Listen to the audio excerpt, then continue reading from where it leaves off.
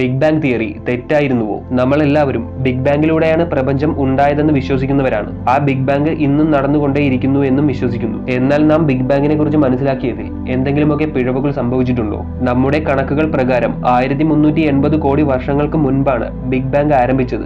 അതിനു മുൻപ് നമ്മുടെ ഈ പ്രപഞ്ചത്തിൽ മറ്റൊന്നും തന്നെ ഇല്ലായിരുന്നു എന്നാണ് ബിഗ് ബാങ് തിയറി പ്രകാരം പറയുന്നത്. സമയം പോലും അതിനുശേഷമാണ് ഉണ്ടായതെന്നും പറയുന്നു. ബിഗ് ബാങ് തിയറി പ്രകാരം പ്രപഞ്ചത്തിൽ ഏറ്റവും പഴക്കമുള്ളത് ബിഗ് ബാങ് തന്നെയാണ്, 1380 കോടി വർഷം. എന്നാൽ ഭൂമിയിൽ നിന്നും ഏകദേശം 190 പ്രകാശവർഷം അകലെ മെതുസല സ്റ്റാർ എന്നൊരു നക്ഷത്രമുണ്ട്.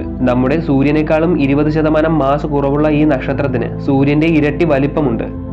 ഈ നക്ഷത്രത്തിന് ബിഗ് ബാങ്ങിനേക്കാളും പ്രായമുണ്ട്, ഏകദേശം 1420 വർഷം. ഒന്നെങ്കിൽ ബിഗ് ബാങ് തിയറിയിൽ നമുക്ക് എവിടെയോ എന്തൊക്കെയോ പിഴവുകൾ സംഭവിച്ചു, അല്ലെങ്കിൽ നക്ഷത്രങ്ങളുടെ പ്രായം കണക്കാക്കുന്നതിൽ പിഴവ് സംഭവിച്ചു, അല്ലെങ്കിൽ ഈ നക്ഷത്രം മറ്റേതോ പ്രപഞ്ചത്തിൽ നിന്നും നമ്മുടെ പ്രപഞ്ചത്തിലേക്ക് അബദ്ധവശാൽ വന്ന് പെട്ടുപോയതാവാം.